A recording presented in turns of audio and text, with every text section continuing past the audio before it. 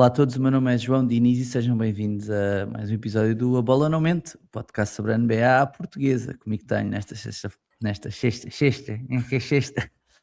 ai, nesta sexta-feira, para fresquinha. Ricardo Brito Reis, Ricardo, como é que estás? Como é que estás, João Diniz? Eu estou ótimo. Gosto das sextas-feiras para nós. As sextas-feiras funcionam bem para mim. És um gajo que gosta de sexta. Eu desde há muito tempo que acho que a sexta-feira é o melhor dia da semana. Achas? Sabes sim. que eu, normalmente, nos sítios por onde passo, em termos de trabalho, levo sempre a teoria de que segunda-feira é o melhor dia, que é para deixar as pessoas extremamente irritadas. E então, todos os outros dias da semana que não são segunda-feira, eu estou em modo contagem decrescente para a segunda-feira seguinte. Normalmente à sexta-feira digo já só faltam 2 dias ou 3 dias para ser segunda-feira outra vez, e a malta não aprecia, não sei porquê, a malta não aprecia. Sim, é estranho. Não, eu acho que há uma certa libertação à sexta-feira que não existe nos outros dias, né? Porque os melhores jantares que eu tive foram sempre à sexta-feira. A Claro, tinha que ser sexta-feira é jantares. palco sempre das coisas mais inesperadas, né? Às vezes sinto que podem acontecer coisas menos programadas, né? Se calhar tu às vezes ao sábado ou ao domingo podes programar coisas, ou as pessoas programam coisas. A sexta dá aso a coisas inesperadas, a coisas que podem acontecer sem nós estarmos à espera, estás a ver? E eu sempre senti isso, sempre tive grande carinho pela sexta-feira. Não que eu não trabalhe à sexta-feira, eu trabalho à sexta-feira e às vezes eu trabalho bastante, mas há um lado de tipo a semana acabou, e eu gosto muito do meu trabalho, atenção, mas a semana acabou e tipo, bem, agora tudo pode acontecer, estás a ver? Eu sinto que é tipo a sexta-feira ali à noite é um mundo de oportunidades, estás a ver? É um mundo de oportunidades, tipo, parece que é tudo novo, estás a começar um fim de semana de novo, pode acontecer tudo, então, gosto por causa disso, gosto desse lado poético da sexta-feira. Ok. Estamos a começar Eu bem, a não é? sexta... Sim, estamos a começar bem. A sexta-feira, eu tenho ideia que a sexta-feira às vezes é o dia em que tu, se calhar, se adiaste uma outra coisa nos outros dias da semana em termos de trabalho, depois à sexta-feira tens que fazer tudo. Às vezes sinto que as sextas-feiras são muito empacotadas de trabalho, E é verdade, isso o que acontece. o que ajuda a essa libertação, não é? Porque Yeah. depois, enfim, podes te ir a mudar e está tudo bem. A não ser Nem que tudo tenhas filhos, aí já não te podes mudar. Portanto, puto, não não faças pode. isso, meu. Não faças isso. É o conselho Não que eu te faço o dou. quê? Embebedar ou filhos? Não, faz já uma dupla vasectomia, meu. Eu sei que basta uma que é irreversível, mas faz uma dupla já. Dá Uma dupla vai dizer. dá 2 nós cegos nisso. Estás-me a dizer que estás numa semana em que os teus filhos estão insuportáveis, é isso? Epá, se fosse só esta semana. Coitados. Eles até são porreirinhos quando estão na escola. Quando estou a dormir sou do caraças. Eu estou a Quando estão a dormir, dormir são oh, incríveis. tá. Quando estão a dormir A são coisa que eu me incríveis. orgulho é dos meus filhos a dormir, percebes? A coisa que eu me orgulho é de Por vê-los ali acaso, sossegados. por acaso tenho a sorte dos dois serem uns grandes dorminhocos, meu. E então, Tá, mesmo com a semana a acordarem saem ao muito pai, cedo, não saem ao pai. chega ao sábado e são capazes de ficar até ao meio-dia sem chatear. Ei, sonho, puto, sonho. Yeah. As minhas É cadelas não me incrível. fazem isso, puto. As minhas cadelas não me fazem isso. Ainda hoje acordei assim com uma pata assim, na cara. Mas eu acordo Mano, também está muitas na vezes hora. com uma pata assim, só que eu digo, para lá com isso, deita-te aqui. E ele deita-se e continua. Portanto, Pois. Não, eu tenho mesmo de as levar à rua. muito raramente aparece-me o mais pequeno com a trela na boca e a Mas salivar a dizer para era ir isso à que eu te ia rua. perguntar se tinhas de os levar à rua também. De os levar à rua de chinelos. Pá, finalmente o sol voltou. Eu sei que és um gajo que aprecia sol. Eu, eu Sou? aprecio. Ok. Não és. Eu sou o gajo do inverno, tu não és um Eu gajo do sou, inverno, tu és um gajo da adoro praia. inverno. Não, eu sou o gajo de inverno. Não. Epá, tenho ligações ao Algarve, como sabes, mas eu sou um gajo, eu gosto do frio, eu gosto da roupa pesadona, Pois, eu gosto da lareira, eu gosto disso. mas não gostas da chuva, meu. A chuva, a E eu chuva, a chuva é merdoso, meu. não me importa. Tu é que não gostas de Ei, chuva, meu, não me fogo, importa. estás a gozar 2 meses a chover, puto. Tipo, isso é um horror, Não me meu. importa, eu não me importo. Eu estou bem com todas as estações. No inverno, mesmo no verão, se tiver muito calor, que é uma coisa que eu não aprecio, há sempre uma esplanada para beber uns copos e tal. Há sempre uma Mas agora está alternativa a para voltar, isto para temos. dizer porquê? Agora está a voltar o bom tempo está a voltar ao bom tempo e já posso ir passear as cadelas de manhã, tipo só de chinelo, estás a ver? Que era uma coisa que não podia fazer, não podia fazer. Então já estou a ficar confortável só com o chinelo, só com o chinelo. Mas passear o cão é um ritual que é partilhado por, várias pessoas no sítio onde eu vivo, ou seja, tu depois começas a conhecer um bocado a malta, não sei se sentes isto, é um bocado ao nível mais pequeno, é quando tu vais buscar os teus putos ao infantário ou à escola, né, que depois conheces os pais todos. Ali é um bocadinho igual com os cães, não sei se sentes isso, então eu já pronto, no fundo já conheço algumas pessoas porque cruzamos, porque passeamos os cães à mesma hora. E há uma senhora, pá, que no outro dia, esta história não tem muita piada, mas pronto, vou contar na mesma. Que eu vejo-a sozinha a passar, e eu assim: "Então, está tudo bem?" Coisa. Então, Ela faz força, Nico, o que é que aconteceu? Pois, já morreu, pá. Pá, que é uma cena, é tramado, porque tu estás a fazer o mesmo percurso à mesma, simplesmente estás a fazer o percurso sem o cão, estás a ver? Sem o cão. Não pois. deixa de acontecer, tipo, não deixa de acontecer. Ah, mas, pá, yeah, não sei porque é que estou a divagar nisto, ou porque é que estamos a ir para este tão dark. Temos de falar Olha, rapidamente de comida. provavelmente, Fui ao Snob, puto. Olha, vamos vamos já falar falar do disso. Snob. Provavelmente está a entrar muito barulho de Está a cães entrar bué aqui, da esqueci. cães, está a entrar bué da cães Está a aí. entrar? Está Queres a que eu entrar feche a ali. janela? Esqueci-me Não, de não, fechar a não. janela. É melhor fechar a Ah, janela, ok. não? Então vai lá fechar Esqueci-me enquanto eu vou esqueci de fechar a dizendo. janela e aqui onde eu moro há uma cadela que vive aqui, anda sempre aqui na zona destas casas. Porquê? Porque teve uma ninhada e de repente, acho que a vizinhança aqui, antes de eu vir para cá viver, cada pessoa pegou num cachorrinho da ninhada e ficou com o cachorrinho da ninhada. Mas ninguém ficou com a mãe. Então a mãe vive na rua a ouvir os Ei, filhos e passa a noite toda a ganir, meu. Isto faz-me tanta confusão, meu. tens Tanta de ficar confusão. com ela. Os filhos estão todos Vais ter de dentro ficar das, com ela. estão todos Vais ter de dentro ficar das com ela. casas e ela passa a noite a ganir, o que é chato para a malta que está aqui a tentar descansar, porque passa a noite toda a ganir, mas pá, mas deve ser um sofrimento brutal. Eu por outro lado penso, eu muitas vezes não me importava de dormir ao relento se os meus filhos ficassem fechados dentro da casa de outras pessoas, ficava caladinho, eu não chateava ninguém. Vou fechar a Sim, janela enquanto pensas nesta estás a ideia. dizer que eu acho que ela não sabe a sorte que tem, não é? Isso no fundo estás a dizer. Bom, bora deixar, pessoas com cães que faleceram enquanto o Ricardo fecha a janela. Só para dizer que fui ao Snob esta semana, o Snob, que é assim uma instituição lisboeta. O Epá, Ricardo que nunca comenta, ou raramente comenta, os meus conteúdos, de comida no Instagram, comenta mas até algumas ele foi vezes, comentar. Mas é comenta raro, é algumas raro, é vezes para raro. dizer, epá, tens-me dizer onde é que comeste isto que eu te quero lá ir Sim. também. Mas fui ao Snob, pá, ao Snob, que era um um bocado com o aspecto daquele pub inglês, não é? Mas de veludo, aqueles sofás de veludo, que agora está arranjado. E era assim um sítio icónico em Lisboa, ali na Rua do Século, um sítio que tinha imensos jornais, Jornalistas. a funcionar e Aliás, era jornalistas. um ponto de Era um encontro para sítio jornalistas, não é? era um ponto de encontro de jornalistas, sempre foi conhecido por estar aberto até tarde e era um sítio onde as pessoas podiam comer até tarde. Isso ainda se mantém, ou seja, acho que a cozinha fecha só à 1 da manhã, mas eu lembro-me de ir ao Snob já bem tarde e de comer o bife tipo às 2 da manhã e coisas assim. Acho que aquilo estava aberto até às 4, acho que agora já não é assim. Mas pá, é fixe, pá. É fixe, mesmo olhando para a gentrificação de Lisboa, é fixe perceber que neste caso tentou-se manter ali algumas coisas, não tornar também um sítio totalmente inacessível, óbvio que não é para qualquer pessoa ir pagar 18 € ou 20 € por um bife, não é isso que eu estou a dizer, mas tendo em conta o panorama que existe em Lisboa, tipo, há sítios onde se vai pagar mais caro por uma coisa daquele género, então, yeah. E também nunca achei que o Snob fosse barato, ou seja, eu lembro de ir lá e o bife ser tipo 15 € ou 16, tipo, é essa a minha memória, portanto não era um bitoque de 10 €, né? Era um bife do lombo, era normal que fosse mais caro, mas curti da experiência, achei fixe, achei porreiro, yeah. Não sei se sentes o Pá, o mesmo, que é se tens que- saudades. eu tenho boas memórias do Snob.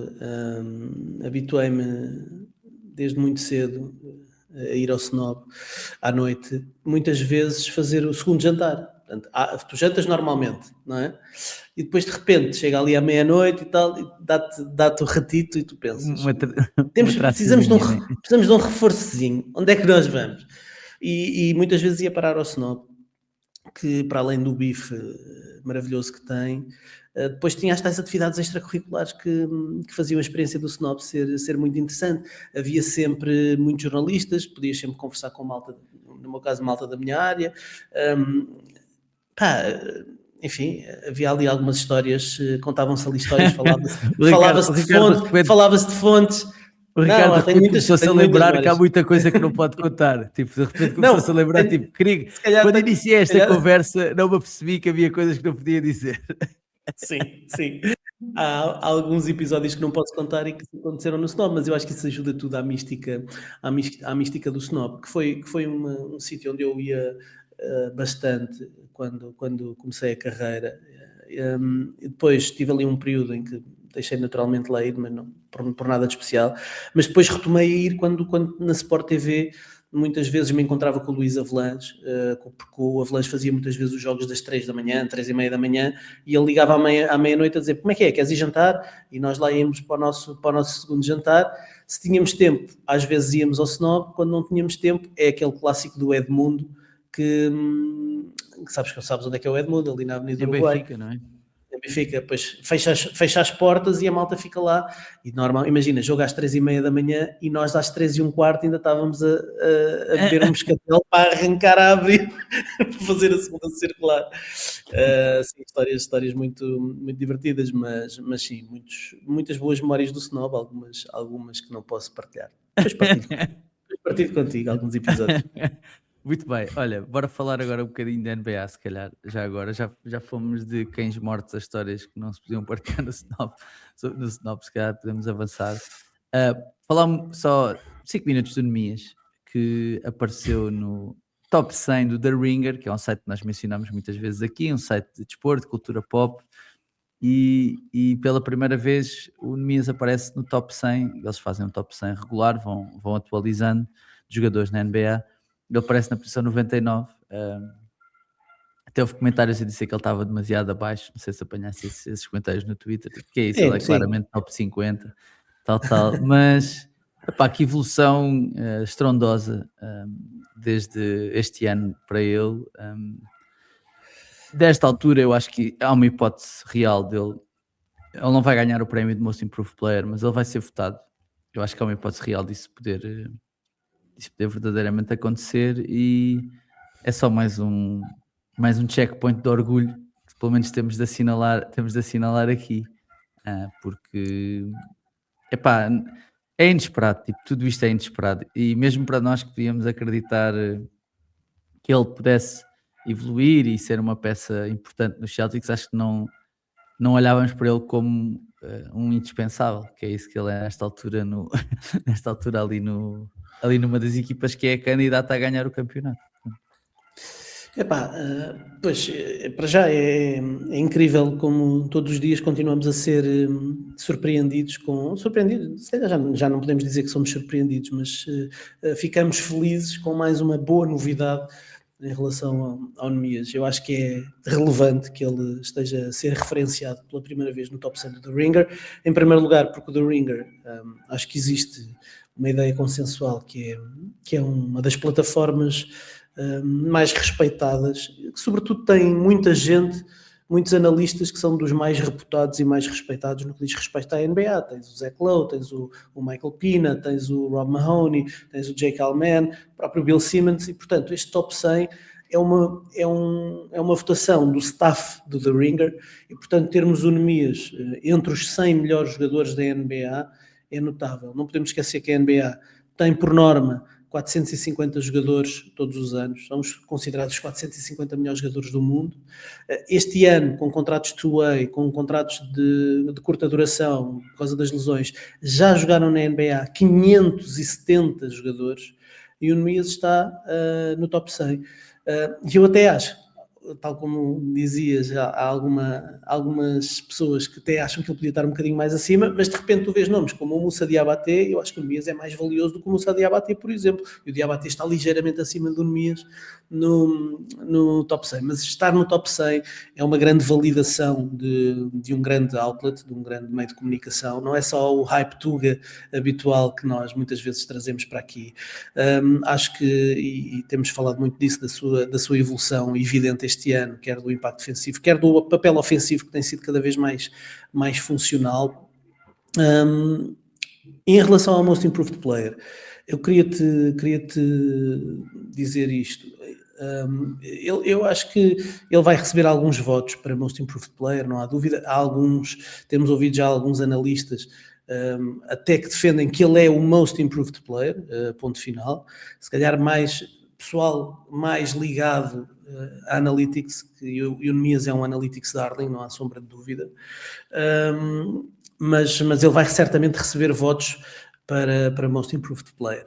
Agora, eu acho que ele provavelmente não vai receber o prémio de Most Improved, mas acredito, se calhar, que ele tem mais possibilidades de entrar numa All-Defensive Team. E porquê? Temos 2 All-Defensive Teams, temos 10 jogadores que podem entrar nas All-Defensive Teams. Não há obrigação de posição, portanto, podem ser 5 postos, portanto, não há nenhum tipo de condicionalismo. Se olhares para métricas que tentam definir o impacto defensivo global dos jogadores, como o Defensive Estimated Plus Minus, do Dunks and Trees, o Nemias está invariavelmente no top 10. Portanto, são jogadores dos Oklahoma City Thunder, o Victor Wembanyama, o Derrick White e o Nemias. Normalmente é isto. Portanto, os top 10 é isto. 7 ou 8 jogadores do Thunder, o Wembanyama, o Derrick White e o Nemias. E, portanto... eu acho que mas não acho que o Duren e o Wemby estão fechados nas All Defensive Teams. Eu não sei se talvez o Duren esteja fechado.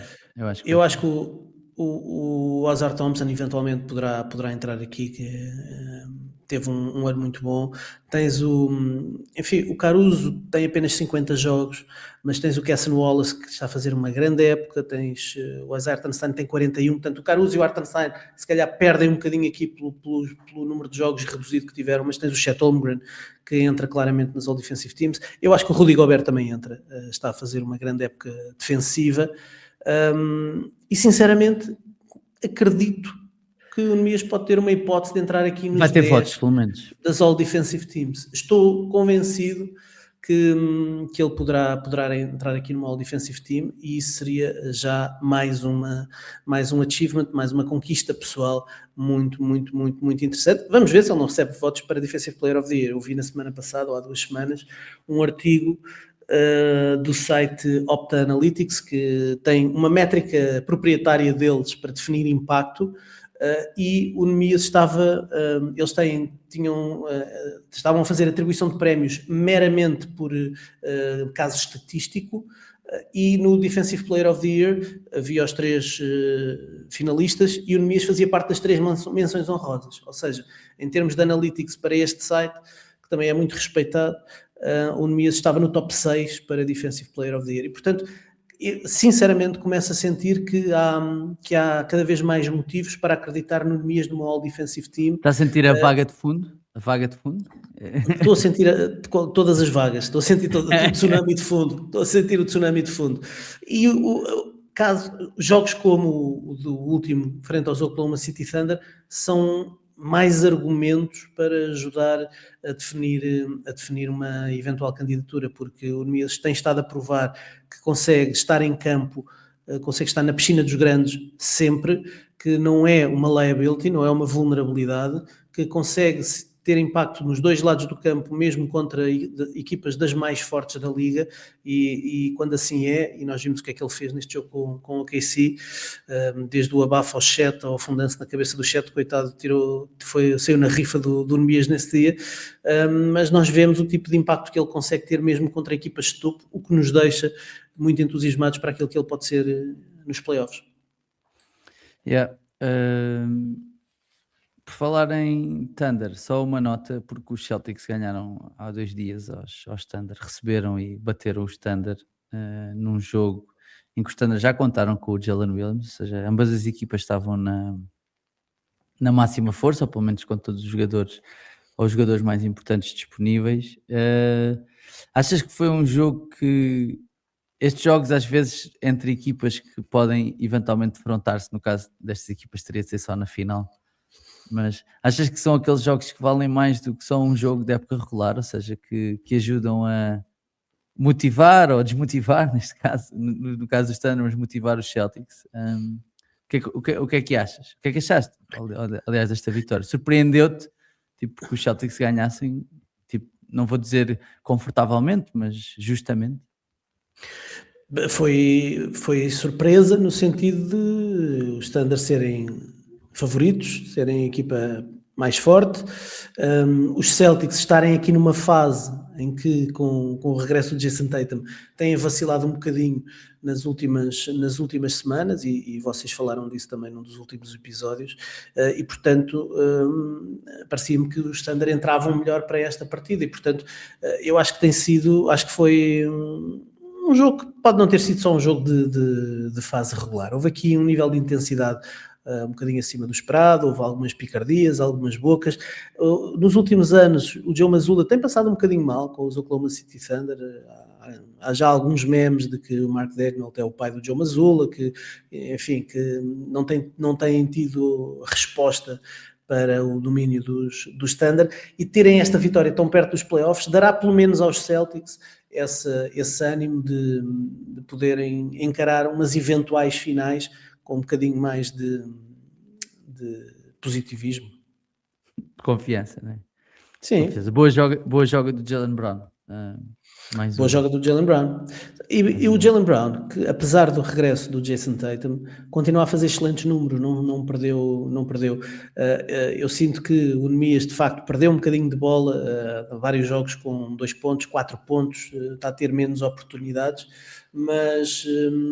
Apesar de ter marcado 13 contra o Standard, não é? Neste jogo marcou 13 e esteve bastante bem, tem tido alguns jogos também com pontuação mais elevada, mas o que se nota de facto é que apesar do Jason Tatum não estar ainda, enfim, os primeiros 2 jogos ele estava a entrar ainda de pantufas na equipa, mas nos últimos jogos já está a pegar um bocadinho mais na bola, a insistir um bocadinho mais em isolamentos, muito drible e a lançar, e portanto tem empancado um bocadinho o ataque de Boston, mas o Jaylen Brown não se tem ressentido, não só não se tem ressentido, como continua a fazer números muito elevados de assistências, o que eu acho que é um bom sinal para o Jaylen Brown. Ele não é propriamente o melhor passador do mundo, mas entre o Jason Tatum estar a subir o seu nível, já ter conseguido aqui 2 ou 3 jogos em que a eficácia de lançamento de 3 pontos esteve bastante acima dos primeiros, o que é natural. Tem estado bastante ativo nos ressaltos. E o Jaylen Brown não se tem notado uma quebra significativa da sua produção, do seu rendimento. Eu acho que são sinais todos muito animadores, apesar de haver aqui obviamente dores de crescimento. Acho que são sinais muito animadores para os Boston Celtics. Muito bem, só uma passagenzinha já para outra conferência, porque só para comentar umas declarações do Victor Wembanyama, porque houve um artigo no The Athletic em que o jornalista, não me lembro agora do nome do jornalista que escreveu. Eu acho que é o Sam Amick, talvez. Talvez, mas basicamente estava no balneário dos Spurs, estava a falar com o Keldon Johnson, um dos candidatos a Sixth Man of the Year, depois de uma vitória frente aos Miami Heat, e o Keldon Johnson, para além de dizer que era o principal candidato ao 6º homem, disse que não percebia como é que o Wembanyama não era o claro favorito a ganhar o MVP. O Wembanyama chegou à conversa e corroborou das palavras do colega de equipa e disse que ele achava que sim, que ele é que devia ser o MVP, e deu razões, que a defesa era 50% do jogo, etc, etc.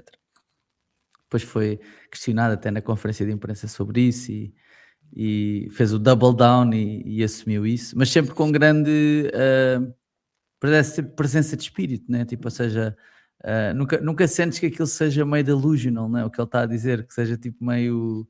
É bem argumentado, não é? Ele tem bem argumentado, sim, bem argumentado, sim. Ora, os Spurs estão nesta altura 2 jogos atrás do Standard.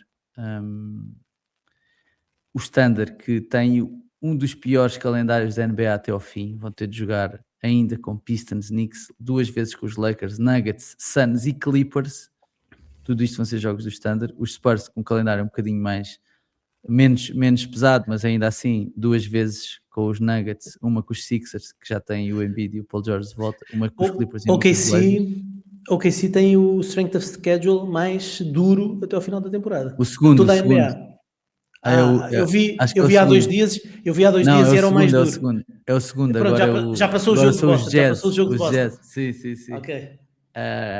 E por isso, existe a possibilidade, não sei o que é que vai acontecer agora com os resultados dos jogos, dos Spurs poderem acabar em primeiro. Não é uma possibilidade, não é uma coisa impossível de acontecer. E a minha pergunta é, se os San Antonio Spurs acabarem em primeiro lugar na Conferência Oeste, num ano em que os Thunder começaram a temporada de 24-1, já não me lembro, uma coisa assim, pensava-se que não ia perder um jogo, não sei o quê, e os Spurs têm sido, com alguma diferença, a melhor equipa da NBA desde janeiro. Não faz sentido voltarmos a repensar quem é que deveria ser o MVP da NBA se isto acontecer. Estou a perguntar. Eu acho que vão surgir vagas de fundo. Vão surgir vagas de fundo, sem dúvida. Eu acho que um dos argumentos que é sempre utilizado por quem vota e pela malta que comenta é o registro coletivo. Portanto, se os San Antonio Spurs ficarem em primeiro lugar, é um sinal de facto bastante evidente de que tem que se dar mérito a alguém. Portanto, podemos dar mérito ao Mitch Johnson, enfim, não sei se ele vai ser finalista do prémio Coach of the Year. Se bem te lembras, eu escolhi o Mitch Johnson para treinador do ano no início desta época. Hoje em dia daria de caras ao Mazzulla, e acho que se não for o Mazzulla é um crime. O Mitch Johnson tem um excelente caso. Mas digo-te mais, na verdade, se a época acabasse hoje com 2 jogos de diferença entre Spurs e Oklahoma City Thunder, o trabalho dos Spurs para acabar a 2 jogos do Thunder era muito mais meritório do que desculpa lá, mas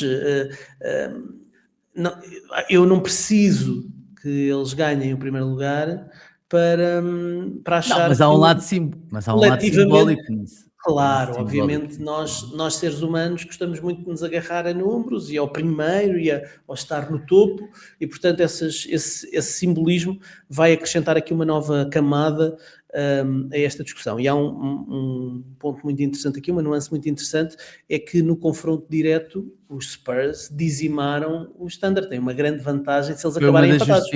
Foi uma das justificações do Wembanyama para dizer que devia ser o MVP. Para mim, o mais interessante desta narrativa e deste tema é o facto do Wembanyama querer ser tão vocal e verbalizar tanto que quer ser MVP, porque a ideia que temos romântica de que o Wembanyama é um team player, foi parar aos Spurs, a equipa ultra coletiva que não liga a prémios individuais, e ele não se cansa de dizer que quer ser Defensive Player of the Year e MVP já este ano, não quer esperar pelo próximo, quer ser já este ano. Dilo de uma forma arrogante, dilo como se fosse muito superior a toda a concorrência, argumenta para tentar convencer, traz várias vezes este assunto à esfera pública, como se costuma dizer, porque parece que ele quer mesmo fazer disto um tema a ser discutido nos bastidores da NBA e nos programas e nos podcasts, e pelos vistos conseguiu. O Wembanyama, Vítor, se nos estiveres a ouvir, conseguiste fazer com que um podcastzinho na Tuga estivesse a falar das tuas declarações, mas ele está literalmente a fazer aqui um lobbying mediático, com o argumento central de que a defesa é metade do jogo, portanto isso é simples, não é? A defesa é 50% do jogo, e ele aqui ganha a discussão com toda a gente, porque a defesa dele e o tipo de impacto que ele tem defensivo, mesmo que isso não se traduz em estatísticas, e traduz-se em muitas, mas só a rim deterrence, não é? A forma como ele consegue evitar, e vocês falaram tu até disseste que tinha que se inventar uma nova métrica, não é? Porque há a métrica LeBron, LeBron, tem que se inventar a métrica Wemby, foi qualquer coisa assim que tu defendeste, para se definir o impacto defensivo. De facto, historicamente, surgiram sempre muito mais métricas para medir o impacto ofensivo dos jogadores do que propriamente o defensivo. Existe no Dunks and Threes o Estimated Plus Minus, e eles têm o Estimated Plus Minus ofensivo e o defensivo, e no defensivo, de facto, o Wembanyama lidera toda a NBA, tem mais 4.7 pontos por cada 100 posses de bola que ele consegue impactar pela sua presença em campo. Ofensivamente, por exemplo, um jogador da NBA que tem maior impacto é o Nikola Jokic, é mais 7.5.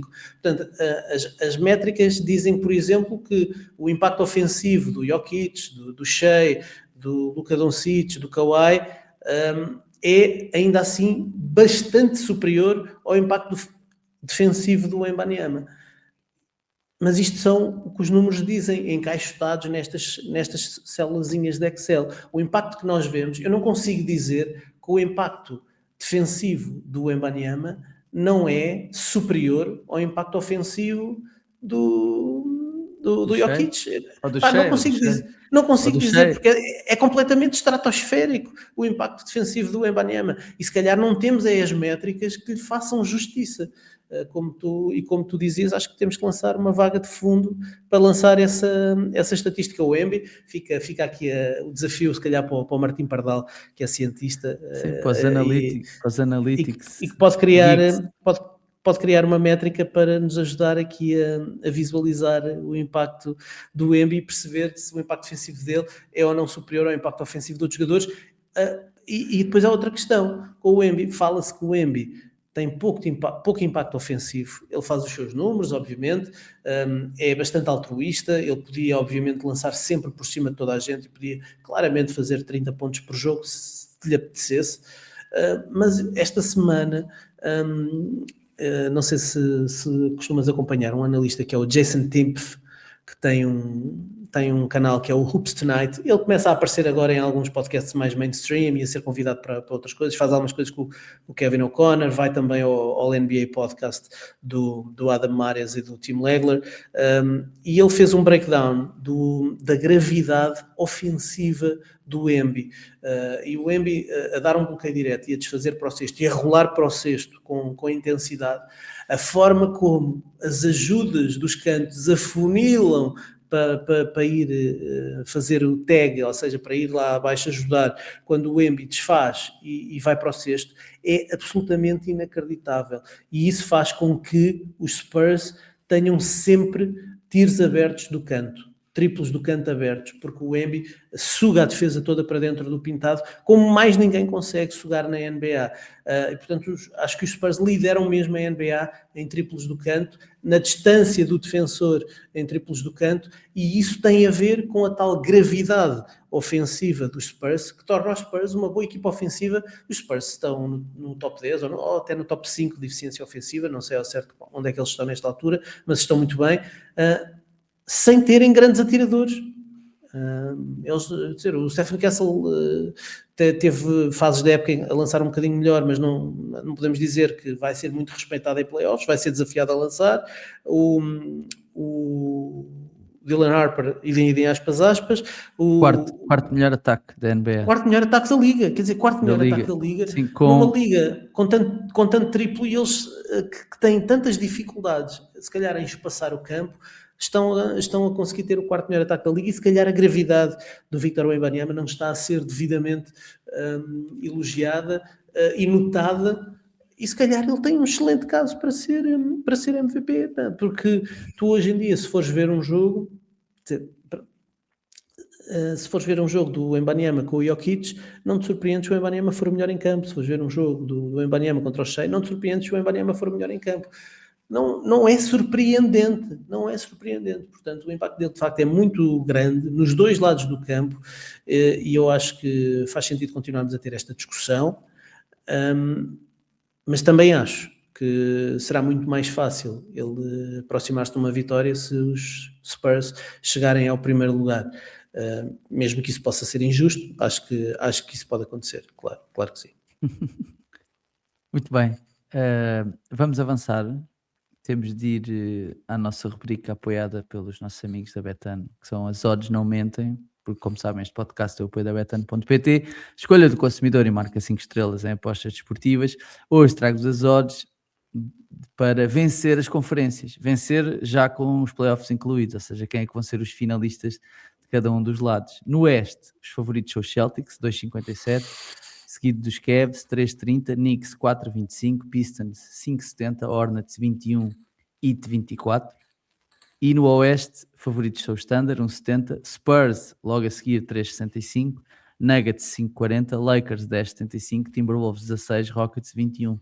São estes os favoritos a ganharem cada uma destas conferências e a defrontarem-se na final da NBA. Já sabem, se quiserem apostar nestes ou em quaisquer outros esportes, podem fazê-lo em betano.pt. Escolha do consumidor e marca 5 estrelas em apostas desportivas. Antes de irmos embora, 2 assuntos rapidinhos. O Adam Silver, comissário da NBA, deu uma conferência de imprensa onde falou de vários temas. O principal foi o facto dos donos das equipas da NBA terem votado unanimemente a favor da expansão. Apesar de algumas vozes discordantes, o Bill Simmons, que nós falamos muitas vezes aqui, é uma delas. Não porque não quer que o basquetebol volte a Seattle, por exemplo, mas porque ele acha que há um problema de tanking para se resolver primeiro. Esse problema de tanking também foi endereçado pelo Adam Silver, ou seja, foi outro dos pontos apontados por ele. Diz que vai ser resolvido já na próxima época, apesar de ainda não dar indicações. Ponto final. Apesar de ainda não dar indicações de como é que essa resolução vai acontecer. E outro dos pontos que ele referiu foi a já famosa regra, ou infame para alguns, regra dos 65 jogos, que diz que os jogadores têm de fazer pelo menos 65 jogos numa época para serem elegíveis para prémios individuais, que vai para ficar. Ou seja, não me parece que vai ser revertida tão cedo.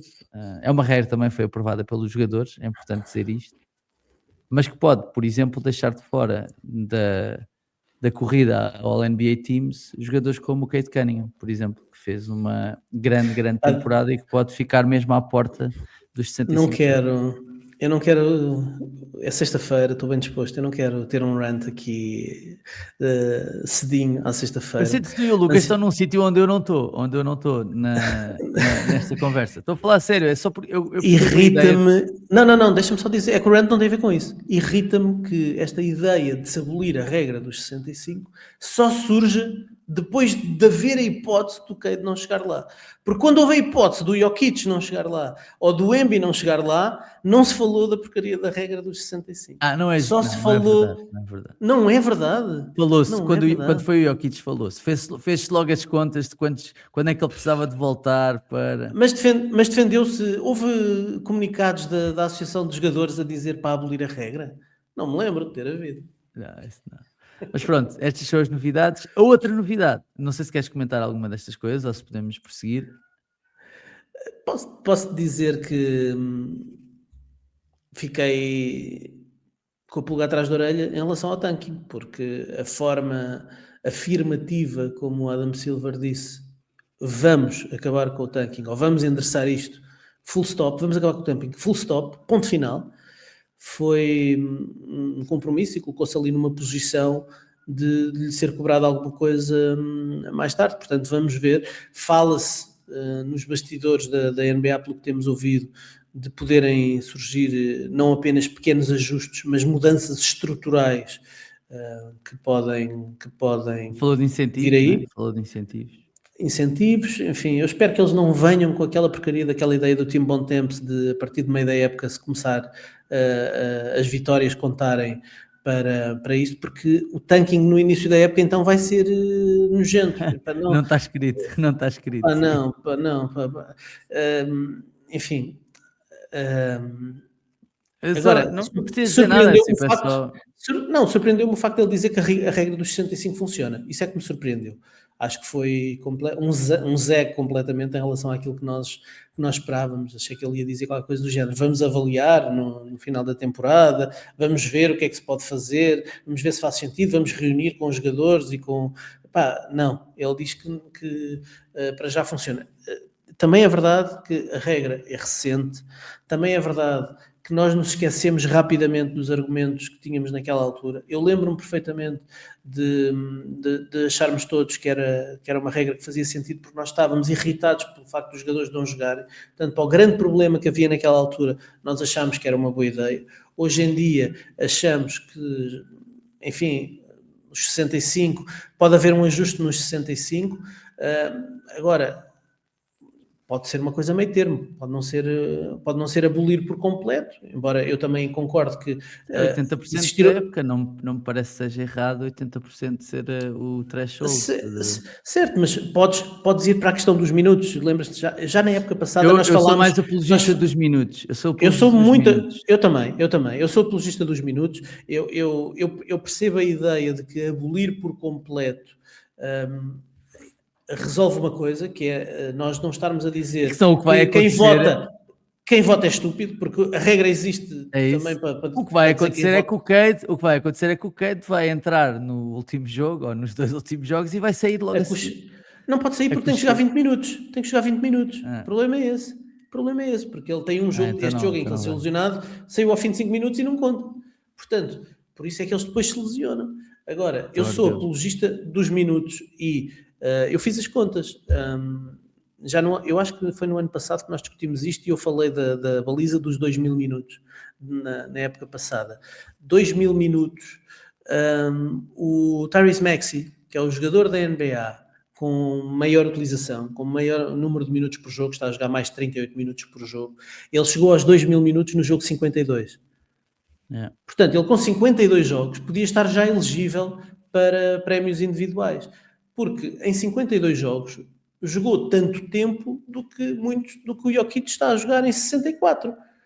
Portanto, se calhar não tem que ser prejudicado por causa disso. Se calhar os minutos eu também acho que é a métrica que faz mais sentido para avaliar isto, se quisermos definir uma métrica para avaliar isto.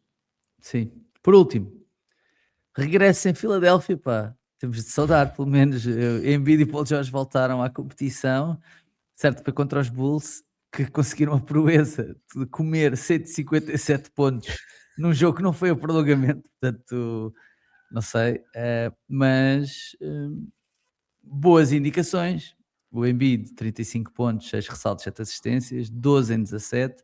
Paul George, 28 pontos, 6 ressaltos, 4 assistências, 4 roubos de bola, 11 em 22. Sixers que estão em 7º, mas ainda têm hipóteses reais de chegar ao 5º lugar. Só antes de irmos embora, achas que alguém ainda tem medo desta equipa ou não, Ricardo? Medo não, mas respeito sim, porque... Respeitinho, é muito bonito, não é? Sim, porque o chão desta equipa é o caos, absolutamente total.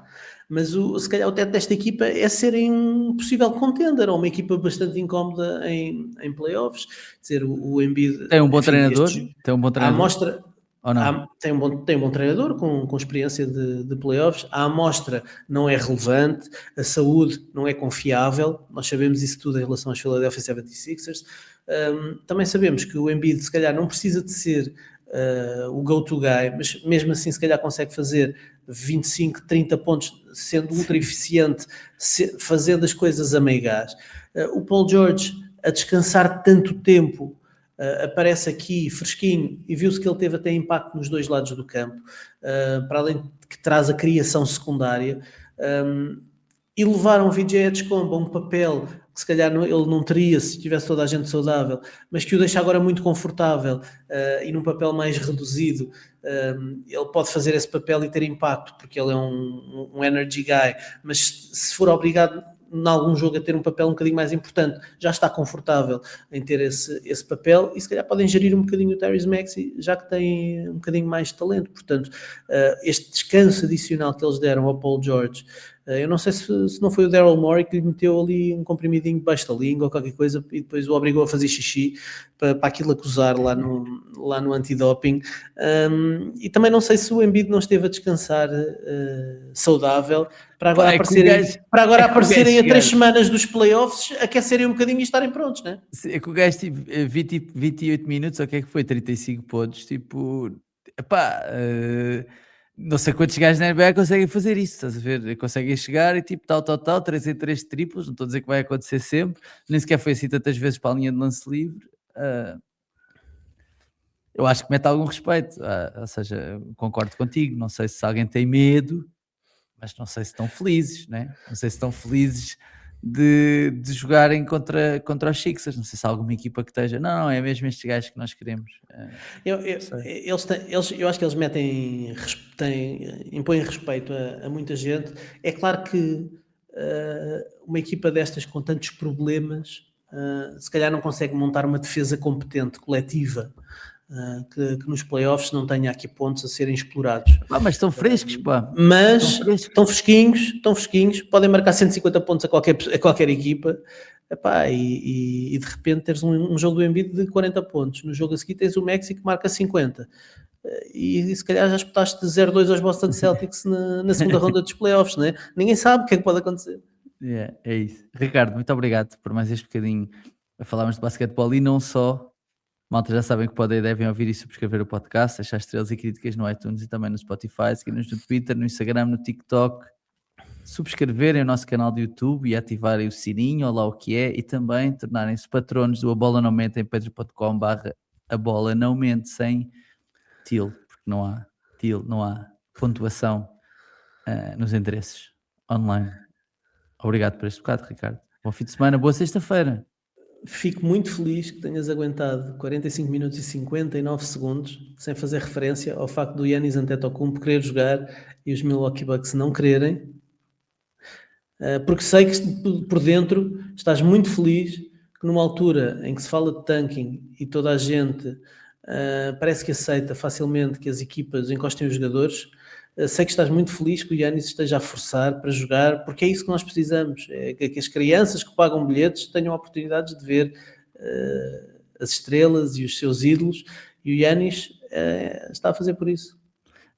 Ricardo, a única coisa que eu posso dizer sobre isso, é que no final do dia, tudo isto, São... sabes o que é tudo isto, não sabes? É só isso.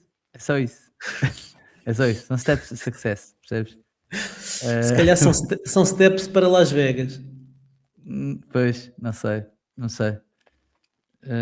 Mas, epá, não sei.